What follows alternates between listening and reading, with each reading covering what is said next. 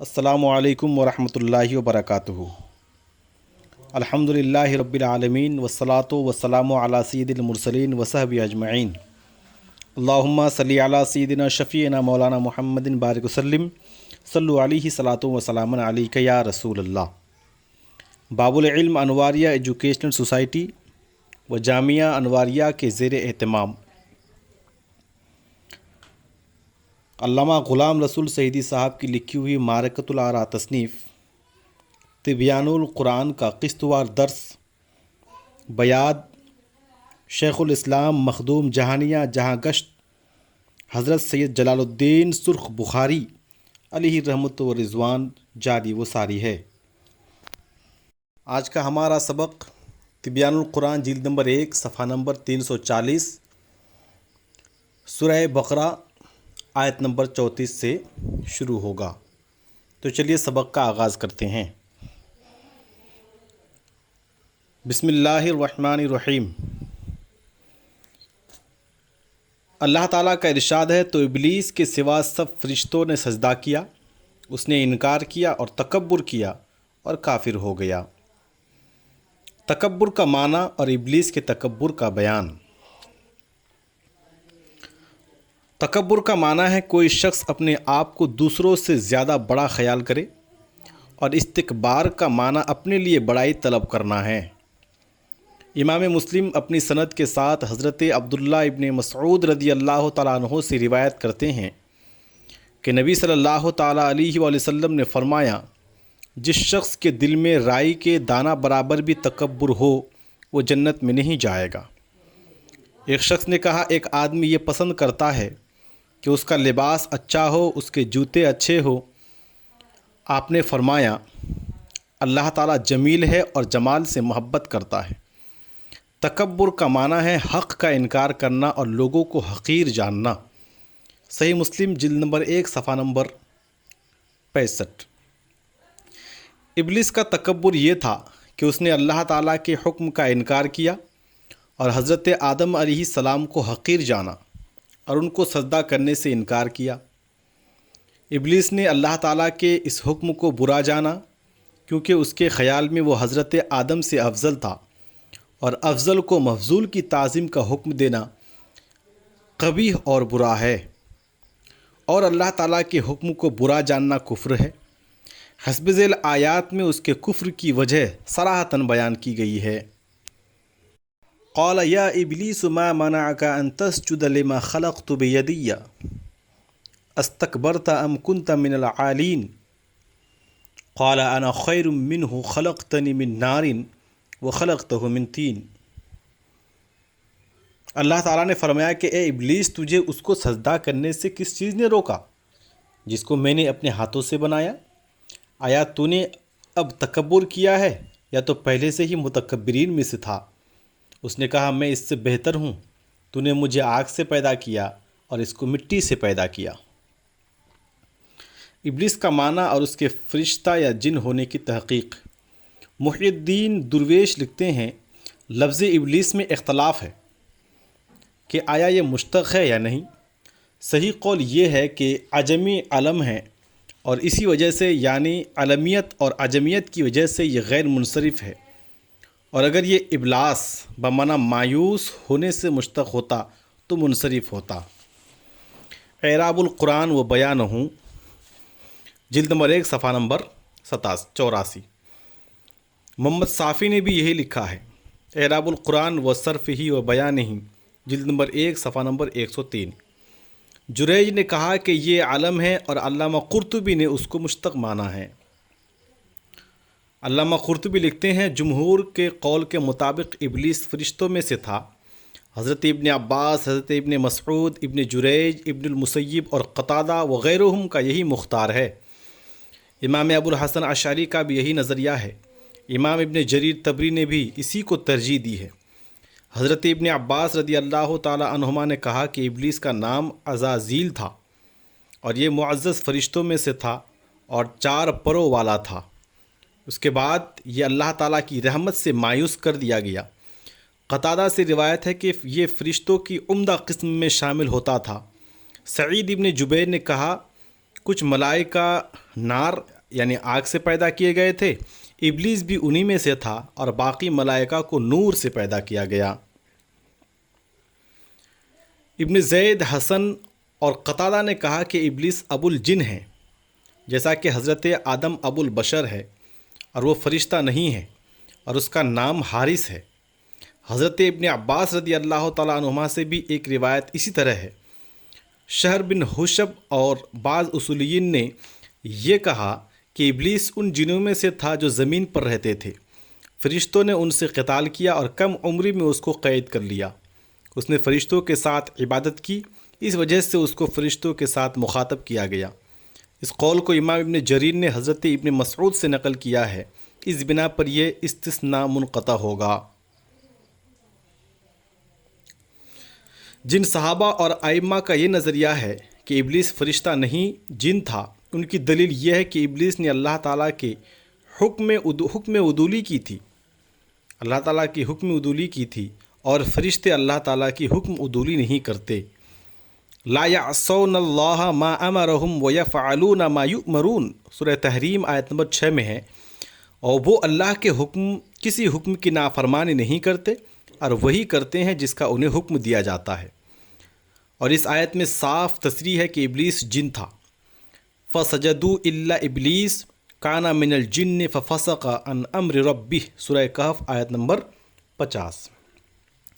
ابلیس کے سوا سب فرشتوں نے سجدہ کیا، وہ جنوں میں سے تھا، سو اس نے اپنے رب کی نافرمانی کی۔ ثعلبی نے حضرت ابن عباس رضی اللہ تعالیٰ عنہما سے روایت کیا ہے کہ ابلیس فرشتوں کے اس قبیلہ میں سے تھا جس کو جن کہا جاتا ہے۔ ان کو دھوئیں والی آگ سے پیدا کیا گیا تھا، اور فرشتوں کو نور سے پیدا کیا گیا تھا۔ اس کا نام سریانی زبان میں عزازیل اور عربی زبان میں حارث ہے۔ یہ جنت کے خازنوں میں سے تھا اور آسمان دنیا کے فرشتوں کا سردار تھا۔ آسمان اور زمین پر اس کی سلطنت تھی۔ علم اور عبادت میں اس کی کوشش سب فرشتوں سے زیادہ تھی۔ آسمان سے زمین تک کے معاملات کا یہ محافظ اور منتظم تھا۔ ان امور کی وجہ سے یہ اپنا شرف اور مرتبہ سب سے زیادہ سمجھتا تھا۔ اس ظلم نے اس کو کفر پر برانگیختہ کیا، سو اس نے اللہ تعالیٰ کی نافرمانی کی۔ اس کے نتیجے میں اللہ تعالیٰ نے اس کو شیطان رجیم اور راندہ درگاہ قرار دیا گیا۔ الجامع لأحکام القرآن، جلد نمبر 1، صفحہ نمبر 294 295۔ جمہور مفسرین یہ کہتے ہیں کہ ابلیس ملائکہ میں سے تھا۔ ان کی دلیل سورہ بقرہ کی یہ آیت ہے، اور جب ہم نے فرشتوں سے فرمایا آدم کو سجدہ کرو تو ابلیس کے سوا سب نے سجدہ کیا۔ ابلیس کو سجدہ کا حکم اسی وقت ہوگا جب وہ فرشتہ ہو، کیونکہ اس آیت میں سجدہ کا حکم فرشتوں کو دیا گیا ہے۔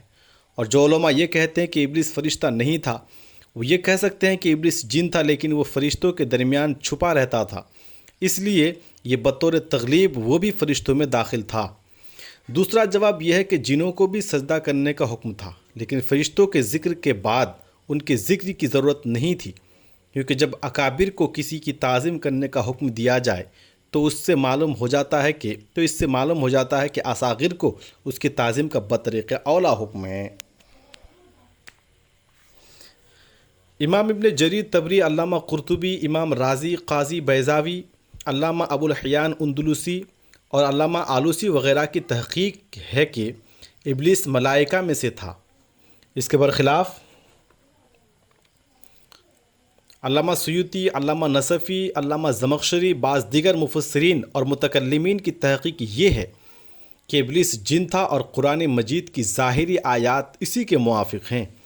علامہ تفتازانی لکھتے ہیں، ابلیس جن تھا، اس نے اپنے رب کے حکم کی نافرمانی کی، لیکن چونکہ وہ فرشتوں کی طرح عبادت گزار تھا اور ان میں چھپا رہتا تھا، اس لیے اس کو بھی تغلیباً فرشتوں میں شامل کر کے سجدہ کا حکم دیا گیا تھا۔ شرح عقائد، صفحہ نمبر 99۔ ابلیس کے جن ہونے پر حسب ذیل دلائل قائم کیے گئے ہیں۔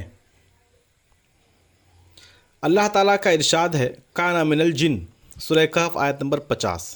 اس آیت میں ابلیس کے جن ہونے کی تصریح ہے۔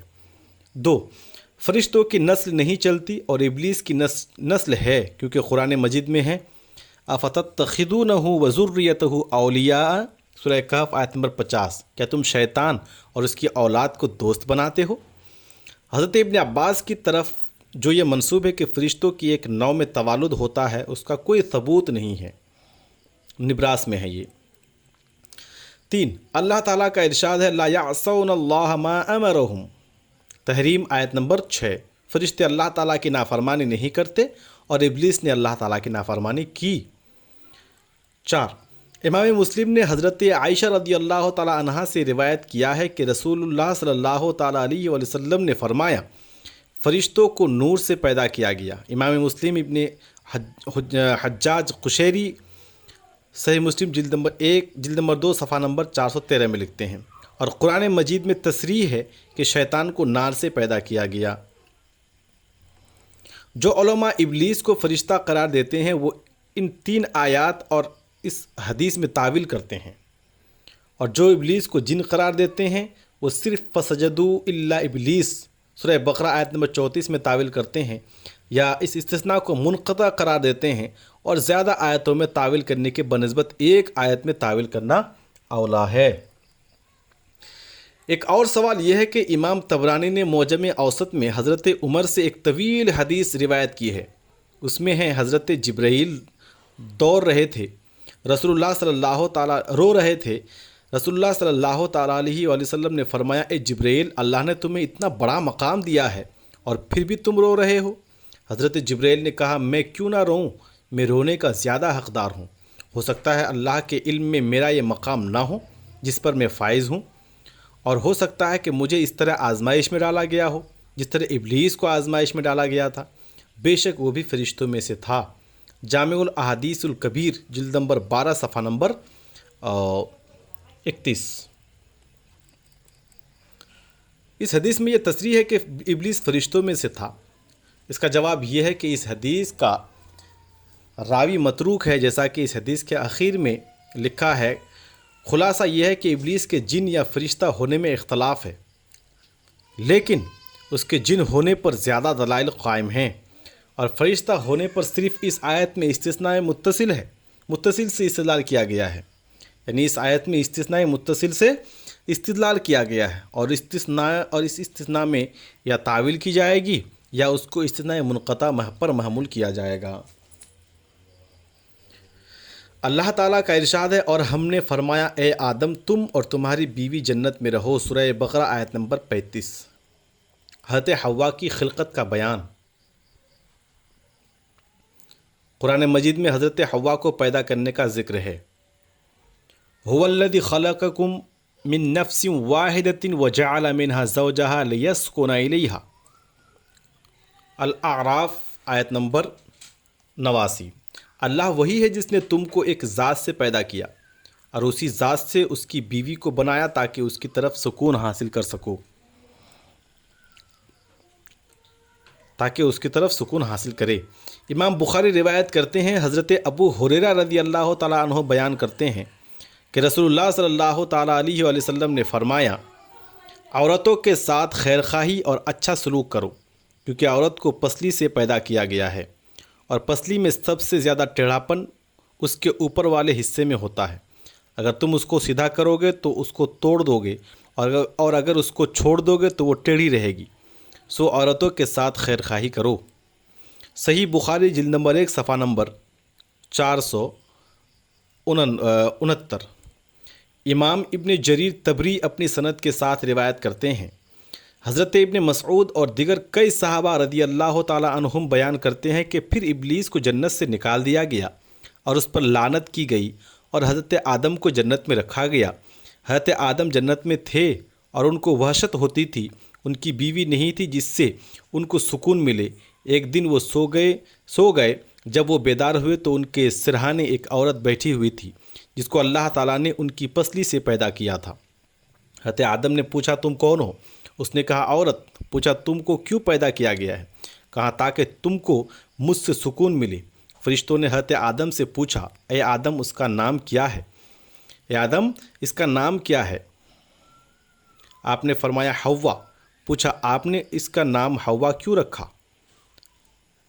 فرمایا اس لیے کہ یہ حی زندہ شخص سے پیدا کی گئی ہے۔ تب اللہ تعالیٰ نے فرمایا اے آدم تم اور تمہاری بیوی جنت میں رہو اور اس جنت میں سے جہاں سے چاہو خوب کھاؤ۔ جامع البیان جلد نمبر 1 صفحہ نمبر 182۔ آیا حضرت آدم کو جنت الخلد میں رکھا گیا تھا یا زمین کے کسی باغ میں؟ علامہ ابن عطیہ لکھتے ہیں جنت اس باغ کو کہتے ہیں جس کے گرد باڑ ہو۔ جس جنت میں حضرت آدم کو رکھا گیا تھا اس میں اختلاف ہے، آیا وہ جنت الخلد تھی یا ان کے لیے کوئی باغ تیار کیا گیا تھا؟ جو یہ کہتے ہیں کہ وہ جنت الخلد نہیں تھی ان کی دلیل یہ ہے کہ جو جنت الخلد میں داخل ہو جائے وہ اس سے نکلتا نہیں ہے اور یہ محال ہے۔ البتہ احادیث میں یہ ہے کہ جو بطور ثواب کی جنت میں داخل ہوا وہ اس سے نہیں نکلے گا، اور جو حضرت آدم کی طرح ابتداءً جنت میں داخل ہو اس کا جنت سے نکلنا محال نہیں ہے، اور اس کے متعلق احادیث میں یہ نہیں ہے کہ وہ نہیں نکلے گا۔ المحرر الوجیز جلد نمبر 1 صفحہ نمبر 182۔ علامہ قرطبی لکھتے ہیں معتزلہ اور قدریہ کا یہ نظریہ ہے کہ حضرت آدم علیہ السلام کو جنت الخلد میں رہنے کا حکم نہیں دیا تھا بلکہ ان کو عدن کے ایک باغ میں رہنے کا حکم دیا تھا۔ ان کی دلیل یہ ہے کہ جنت الخلد میں ابلیس نہیں جا سکتا کیونکہ جنت الخلد کے متعلق اللہ تعالیٰ کا ارشاد ہے لا يسمعون فيها لغوا ولا تأثیما، سورہ الواقعہ آیت نمبر 25۔ وہ اس میں کوئی بیہودہ بات سنیں گے نہ گناہ کی بات۔ لا يسمعون فيها لغوا ولا كذابا، سورہ النبأ آیت نمبر 35۔ اور وہ اس میں کوئی بیہودہ بات سنیں گے نہ جھوٹی بات۔ لا يمسهم فيها نصب وما هم منها بمخرجین، انہیں وہاں کوئی تکلیف پہنچے گی نہ وہ وہاں سے نکالے جائیں گے۔ وہ کہتے ہیں کہ ابلیس نے جنت میں جھوٹ بولا اور بیہودہ بات کی اور آدم اور حوا کو ان کی معصیت کی وجہ سے جنت سے نکالا گیا۔ اس کا جواب یہ ہے کہ جنت کی یہ صفت اس وقت ہوگی جب قیامت کے بعد لوگ بطور جزا کے جنت میں داخل ہوں گے، اور یہ جنت دار الخلد ان لوگوں کے لیے ہوگی جن کو اللہ تعالی ہمیشہ زندہ رکھنا چاہے گا اور جن کے لیے موت مقدر کر دی گئی ہو۔ وہ جنت میں داخل ہونے کے بعد اس سے نکل آئیں گے، کیونکہ نبی صلی اللہ تعالیٰ علیہ وسلم شب معراج جنت میں گئے اور پھر باہر آئے، اور حضرت آدم کے معروف جنت میں داخل ہونے کی دلیل یہ ہے کہ حضرت موسیٰ علیہ السلام حضرت آدم علیہ السلام سے کہا آپ وہ آدم ہیں جن کو اللہ نے اپنے ہاتھ سے پیدا کیا، اور آپ میں اپنی پسندیدہ روح پھونکی اور اپنے فرشتوں سے آپ کو سجدہ کرایا اور آپ کو اپنی جنت میں رکھا، پھر آپ نے اپنی خطا کی وجہ سے لوگوں کو زمین پر اتارا۔ صحیح مسلم جلد نمبر 2 صفحہ نمبر 335۔ اس حدیث سے معلوم ہوتا ہے کہ اللہ تعالیٰ نے حضرت آدم کو دار الخلد میں رکھا تھا۔ الجامع لاحکام القرآن جلد نمبر 1 صفحہ نمبر 302۔ اللہ تعالیٰ کا ارشاد ہے اس جنت میں جہاں سے چاہو خوب کھاؤ، یعنی اس جنت میں جہاں سے چاہو خوب کھاؤ اور اس درخت کے قریب نہ جانا ورنہ تم حد سے بڑھنے والوں میں شمار ہوگے۔ سورہ بقرہ آیت نمبر 35۔ شجر ممنوع کا بیان۔ علامہ ابن جریر طبری لکھتے ہیں اس درخت کے متعلق حضرت ابن عباس رضی اللہ تعالیٰ عنہما سے ایک روایت ہے کہ یہ زیتون کا درخت تھا، ایک روایت یہ ہے کہ یہ گندم کا درخت تھا، اور ایک روایت یہ ہے کہ یہ انگور کا درخت تھا۔ قرآن مجید کے مطالعہ سے یہ معلوم ہوتا ہے کہ اللہ تعالیٰ نے حضرت آدم اور حضرت حوا کو کسی معین درخت کے پھل کھانے سے منع کیا تھا، اور اللہ تعالیٰ نے قرآن مجید میں یہ صراحت نہیں کی کہ وہ کون سا درخت ہے، اس درخت کا نام ذکر کیا اور نہ اس کی طرف کوئی اشارہ کیا۔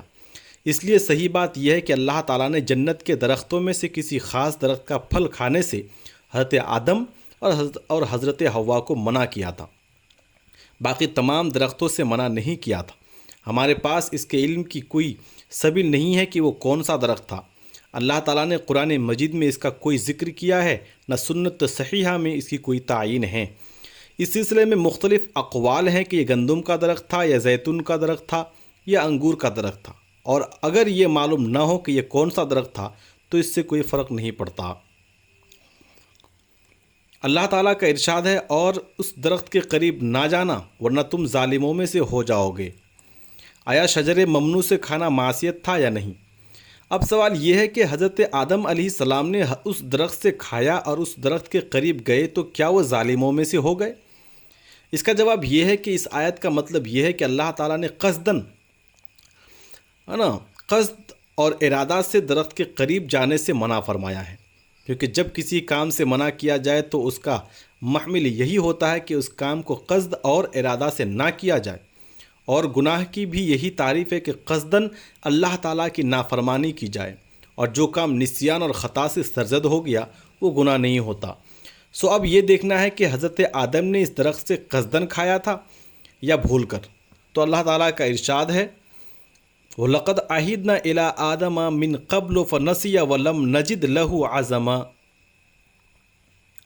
سورہ طٰہٰ آیت نمبر 115۔ اور بے شک اس سے پہلے ہم نے آدم سے عہد لیا تھا کہ وہ اس درخت کے قریب نہ جائیں، پس وہ بھول گئے اور ہم نے ان کا قصد نہیں پایا۔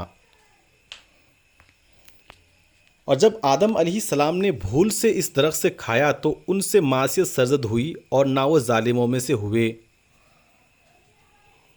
اب اگر یہ سوال ہو کہ اللہ تعالیٰ نے فرمایا ہے آدم نے معصیت کی، وَعَصَىٰ آدَمُ رَبَّهُ فَغَوَىٰ، سورہ طٰہٰ آیت نمبر 121، آدم نے اپنے رب کی معصیت کی سو وہ جنت کی سکونت سے بے راہ ہو گئے۔ اس کا جواب یہ ہے کہ ہر چند کے حضرت آدم بھول کر درخت کے قریب گئے تھے، اور ان کا یہ فعل حقیقت میں معصیت نہیں تھا، لیکن یہ فعل اپنی ظاہری صورت کے اعتبار سے معصیت تھا، اور اس آیت میں ان کے اس فعل کو ظاہر اور صورت کے اعتبار سے معصیت فرمایا ہے۔ اس آیت سے مقصود تو یہ تھا کہ حضرت آدم اس درخت سے نہ کھائیں، لیکن اللہ تعالیٰ نے فرمایا اور اس درخت کے قریب نہ جانا۔ اس سے معلوم ہوا کہ جو کام ممنوع ہوں اس کے مبادی اور مقدمات بھی ممنوع ہوا کرتے ہیں۔ اللہ تعالیٰ کا ارشاد ہے پس شیطان نے انہیں اس درخت کے ذریعہ لغزش میں مبتلا کیا اور جہاں وہ رہتے تھے وہاں سے ان کو نکال دیا، سورہ بقرہ آیت نمبر 36۔ شجر ممنوع سے کھانے کے لیے ابلیس کے وسوسہ اندازی کا بیان۔ اللہ تعالیٰ نے شیطان کے وسوسہ کا حسب ذیل آیتوں میں بیان فرمایا ہے۔ فوسوس الیہ الشیطان قال یا آدم هل ادلک علی شجرۃ الخلد وملک لا یبلی فاکلا منها فبدت لهما سوءتهما وطفقا یخصفان علیہما من ورق الجنہ، سورہ طٰہٰ آیت نمبر 120 121۔ پھر شیطان نے آدم کی طرف وسوسہ کیا، کہا اے آدم کیا تمہیں جنت میں ہمیشہ رہنے کا درخت بتا دوں اور ایسی بادشاہت جو کبھی کمزور نہ ہو؟ تو آدم و حوا دونوں نے اس درخت سے کھا لیا، سو ان کی سترگاہیں کھل گئیں اور وہ دونوں جنت کے پتوں سے اپنا جسم چھپانے لگے۔ وَقَالَ مَا نَهَاكُمَا رَبُّكُمَا عَنْ هَٰذِهِ الشَّجَرَةِ إِلَّا أَن تَكُونَا مَلَكَيْنِ أَوْ تَكُونَا مِنَ الْخَالِدِينَ وَقَاسَمَهُمَا إِنِّي لَكُمَا لَمِنَ النَّاصِحِينَ، سورہ اعراف آیت نمبر 20-21۔ اور شیطان نے کہا تم دونوں کو تمہارے رب نے اس درخت سے صرف اس لیے روکا ہے کہ کہیں تم فرشتے بن جاؤ یا ہمیشہ رہنے والوں میں سے ہو جاؤ، اور ان دونوں سے قسم کھا کر کہا کہ میں تم دونوں کا خیر خواہ ہوں۔ حضرت آدم نے اجتہاد کیا کہ اللہ تعالیٰ کی قسم کوئی جھوٹی نہیں کھا سکتا، اور انہوں نے یہ اجتہاد کیا کہ اللہ تعالیٰ نے تنزیہاً منع کیا ہے، اور یہ بھول گئے کہ اللہ تعالیٰ نے تحریماً منع فرمایا تھا۔ انہوں نے یہ اجتہاد کیا کہ اللہ تعالیٰ نے خاص اس درخت سے منع فرمایا ہے، میں اس نوع کے کسی اور درخت سے کھا لیتا ہوں۔ دونوں صورتوں میں ان کے اجتہاد کو خطا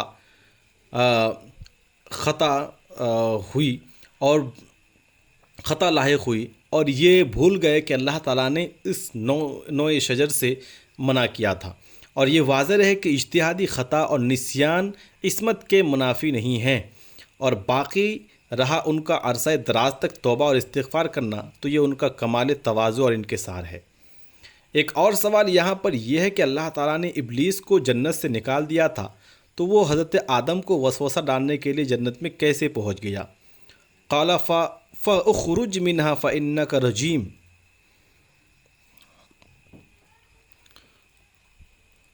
فرمایا تم جنت سے نکل جا سو بے شک تو مردود ہے۔ مفسرین نے اس کی متعدد توجیحات کی ہے۔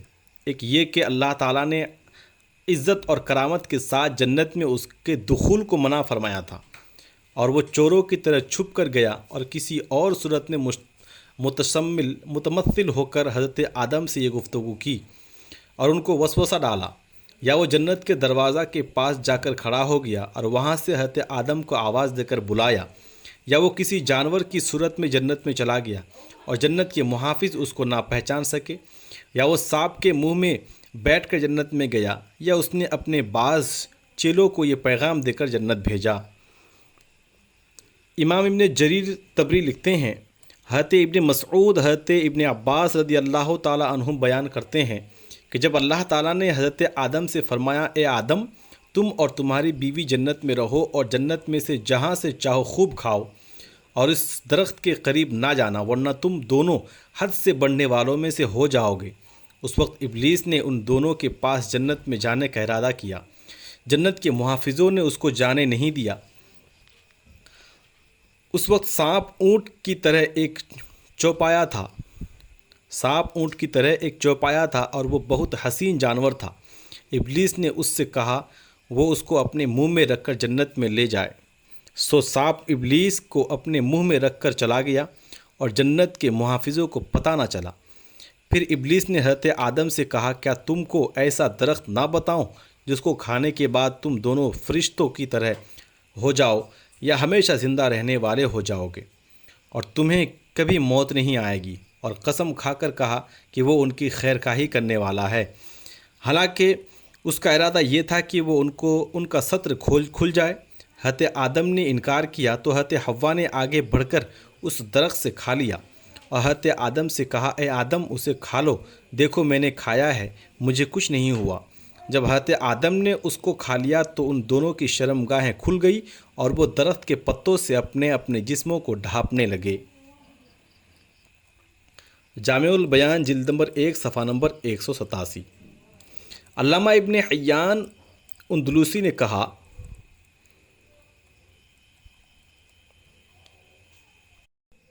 کہ ایک قول یہ ہے کہ ابلیس نے زمین سے ہی حضرت آدم کو بطریق وسوسہ خطاب کیا تھا اور وہ دھتکارے جانے کے بعد زمین سے آسمان کی طرف نہیں گیا۔ البحر المحیط جلد نمبر 1 صفحہ نمبر 261۔ حضرت آدم علیہ السلام نے شجر ممنوع سے پھل کھایا اور اس کے نتیجے میں اس کا ستر کھل گیا اور ان کو جنت سے زمین پر بھیج دیا گیا۔ پھر انہوں نے اللہ تعالیٰ سے توبہ کی اور اللہ تعالیٰ نے ان کی توبہ قبول فرمائی، جیسا کہ ہم پہلے لکھ چکے ہیں کہ یہاں یہ بحث کی جاتی ہے کہ آیا ان کا شجر ممنوع سے کھانا ان کی عصمت کے منافی ہے یا نہیں۔ اس لیے ہم عصمت کا اصطلاحی معنی عصمت انبیاء میں مذاہب، عصمت انبیاء پر دلائل اور بظاہر عصمت کے منافی امور کا جواب اور قصہ آدم کی تفصیلی جوابات ذکر کریں گے۔ ہم نے اس موضوع پر شرح صحیح مسلم جلد 7 میں بہت تفصیل اور تحقیق سے گفتگو کی ہے، تاہم یہاں بھی ہم ضروری امور کا ذکر کریں گے۔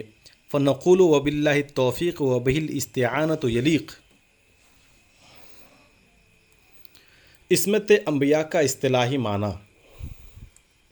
علامہ میر سید شریف جرجانی لکھتے ہیں، ہمارے نزدیک عصمت کا معنی ہے کہ اللہ تعالیٰ انبیاء علیہم السلام میں گناہ پیدا نہ کرے، اور حکماء کے نزدیک عصمت ایک ملکہ صفت راسخہ، صفت نفسانیہ ہے جو معاصی کی قباحت اور عبادت کی فضیلت کے علم کی وجہ سے ان کو گناہوں سے روکتی ہے اور عبادت پر برانگیختہ کرتی ہے، اور اوامر اور نواہی کی مسلسل وحی کی وجہ سے یہ صفت اور راسخ ہو جاتی ہے۔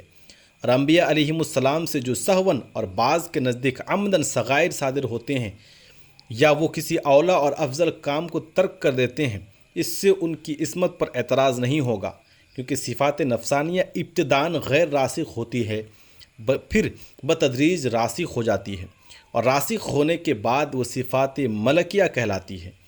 اور ایک قوم علماء شیعہ نے عصمت کی تعریف میں یہ کہا ہے کہ کسی انسان کی روح یا اس کے بدن میں ایسی خاصیت ہوتی ہے جس کی وجہ سے اس سے گناہوں کا صدور ممتنع ہوتا ہے۔ یہ تعریف اس لیے باطل ہے کہ اگر ان سے گناہوں کا صدور محال ہو تو وہ گناہوں کے ترک پر دنیا میں مدح اور آخرت میں ثواب کے مستحق نہ ہوں، کیونکہ جو چیز محال ہو اس کے ترک سے تعریف ہوتی ہے نہ ثواب، کیونکہ اس کا کرنا قدرت اور اختیار میں نہیں ہے۔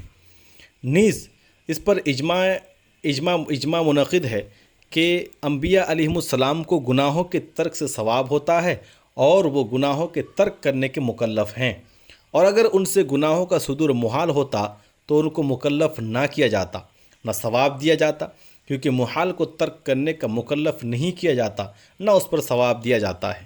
نیز اللہ تعالیٰ نے فرمایا، آپ کہیے کہ میں تمہارے مثل بشر ہوں، میری طرف وحی کی جاتی ہے۔ یہ آیت اس پر دلالت کرتی ہے کہ جو امور بشریت کی طرف راجع ہے آپ ان میں تمام بشروں کی مثل ہیں، اور آپ کا امتیاز صرف وحی سے ہے۔ اس لیے جس طرح اور بشروں سے گناہوں کا صدور محال نہیں ہے، انبیاء علیہم السلام سے بھی گناہوں کا صدور محال نہیں ہے۔